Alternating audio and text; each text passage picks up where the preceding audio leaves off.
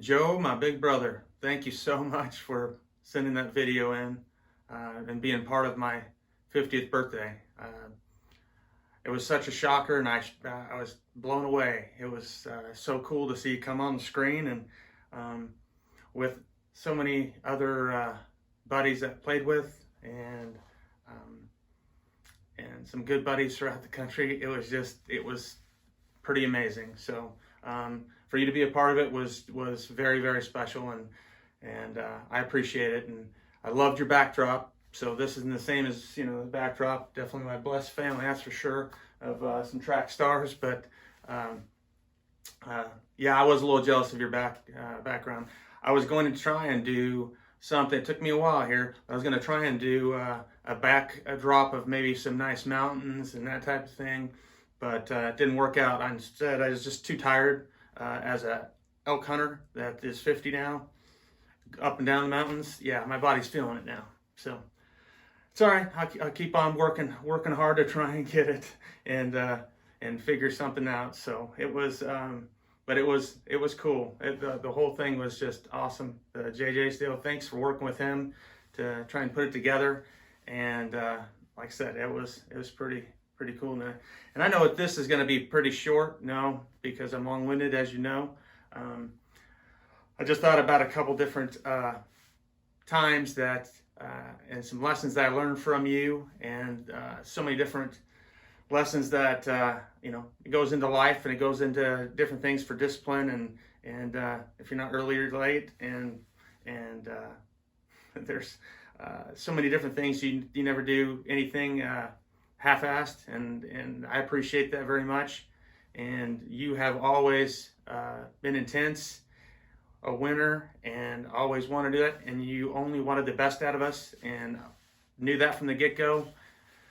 It was pretty cool, just to think about a couple different things. In fact, I believe a lesson that was learned for myself in the cage one night, coming from college, right? Had a little aluminum bat stance with my hands up front, and I was just gonna, kind of guess I was punching at the ball a little bit, and you could have been throwing right-handed or left-handed. I don't know, because not everybody can make themselves ambidextrous, which is kind of crazy. But anyways, I'm hitting this now, and you stopped everything. You came walking into the cage. I was wondering what's going on, and he said, "Okay, now hold the bat." And I held the bat. And he said, "Okay, you're gonna be that? No, let's get rid of the bat, okay?" And he said, "Is that how you're gonna punch me?" I'm like, "What? No, hold the bat. Your hands are right there. Is that how you're gonna punch me? Like this?" And I go, "No, that was," and he goes, and you go, "Exactly. So what's the big deal about just putting it back here and then gearing up and hitting it?" And I'm like, "Oh, yeah."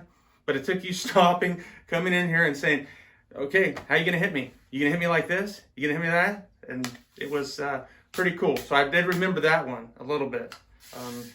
And also the one I wish I would have remembered, because I should have. I was kind of embarrassed by it. You probably don't remember these stories, but they're kind of vivid in my head, or they're made up. I don't know. But this is how I remember them. I was on second base, and this isn't it was probably uncommon of me to get to second base, but I was way too aggressive on my lead, and you put a bunt play on, and I got hung out to dry because I anticipated the bunt going down, and it went right through and into the zone to the catcher, and I was already way too far out, and I get picked off, and so I get picked off. We're at home. I know I have to just pick myself up, and I have to do the walk of shame to the dugout, and I have to go by you at third base. And so I'm walking through, just kind of, oh gosh, I just can't believe it. And you, just under your breath, but just enough of it, you just looked at me the whole time as you're going by, and you said, "Where the F did you think you were going?" And I had no answer. But where the F did you think you were going? Exactly. Where was I going, right? You thought I could possibly learn from that. I learned that, you probably have to be more of a pitcher, I guess. But the same thing happened, similar, that I was with, it was an alumni game at UNLV years later. I'm on first base. Short I walked, probably didn't get a hit. And I got way too aggressive, on my secondary because I'm ready to go. So I get picked off, and we're in the visitor dugout as the alumni.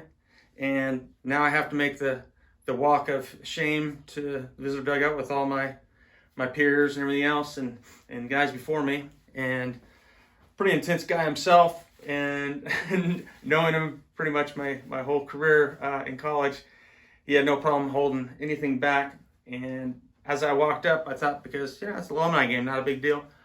Well, it wasn't like this. I walked up and just gonna put my helmet away, and Matt Williams said, first he met me right there at the steps, and as I was putting my helmet away, he said one thing, and it was kind of crazy. I guess good minds think alike, I guess, in baseball, because he said, "Where the F did you think you were going?" So I go, "Hey, wait, that brings me back. Holy cow." So twice I did that. So go figure. I don't know. It's nuts. Some crazy experiences, though. I got a chance to hit in college after being a pitcher. Because of what? Because guys got caught after curfew when they were playing Cal State Fullerton because they're at Disneyland. So our coaches ticked off, pitchers, you get in there and hit. I got a chance to hit, and then I got a chance to be in the outfield. It was awesome. But a lot of turmoil through the whole deal of just jumping in there. Then we have the situation where, I don't know, I'm in right field. My roommate's on the mound. He's trying to find his way. And it just so happens that, I don't know if it was the third time for the game, but Mr. Brandon White casts over a curveball and hits Larry Sutton in the toe, and then it's on. So we're all going in there and doing that, and turmoil on this side, nothing like the Michael Moore turmoil that he's taken on some people. But so the game goes into protest. You say, "Gosh, it's under protest," and I still remember you look at me and go, "Well, you pitched in college, right?" And I said, "Yeah." And you have the ball, you slam it in my outfield glove, my big huge outfield glove, don't have a pitcher's glove whatsoever, and said, "Well, the game's under protest, so don't go effing around with any off-speed pitches, just throw strikes." You're a little fired up, I could see why, but so you took off, and Chris Abbey ended up calling for a slider, I think the third pitch. So hey, I was going to talk to him. He's a big dude, so I just throw a slider and try and do that. But I remember going back in the dugout, and once again, you had some words of wisdom that I didn't think about at the time. But my decision of which to pitch or the hit is, he said, "Do you know what organization you're with, son?" And I'm like, "Yeah." "Then what are you doing out in the outfield?"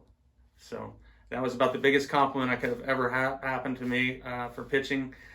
But you were supportive no matter what I did, and you just tried to make us better, and I appreciate that very much. So I want to say thanks, and I also just want to say sorry. I probably cost you money way back when. And what it is, it's because my long-winded stories from the Boise to Yakima Drive with your beautiful wife Lisa and Tanner in the back seat in the car seat. Just leaving Boise, I'm sure I'm yapping away, and I don't know if it was probably because I was yapping away and Lisa just didn't get a chance to look at the speedometer, or I was yapping away and she's like, "Gosh, if I could just get him to Yakima, maybe I can kick him to the curb and get him out there so that I won't have to listen to him anymore." So she was probably speeding and trying to race back to Yakima there. So whatever it was, either way, I caused you some heartache, and definitely Lisa, because she didn't want to tell you once she had the ticket. That was from Oregon, which is the most expensive ticket ever. And it's all because of me. So sorry, Lisa. Make sure you let her know that. And I just thought about that whole deal, and you were blessed with an incredible family, and it looks like you guys are doing just absolutely awesome. So I'll try not to keep it too long on this, but I want to thank you for just taking time out of your schedule to do that video. It meant a lot to me. I do think about you a lot. Some of the things you said, and definitely the brother. As soon as you said it, I go, yeah, that is true. That is dead on. And you look spry and a lot better than I do. So plus you're still on that diamond deal, so it keeps you a lot more, a lot younger than like a track or something in the cold. So it was great to see you. I've been blessed with so many good friends, and blessed with some family that I can't believe that I have. And sure, my pro career was definitely short, and my experiences were great though, and I wouldn't trade it for the world. And you're a big part of that, so I appreciate that more than you know. So I just wish you and your family the best in future years to come. Hopefully it won't be 30 years by the time we speak again, or I get a chance to do a long-winded voicemail. That's a link, to YouTube or something? Probably is now, huh? Go figure, huh? And anywho, I wish you guys the best, and thanks again for everything. Appreciate it.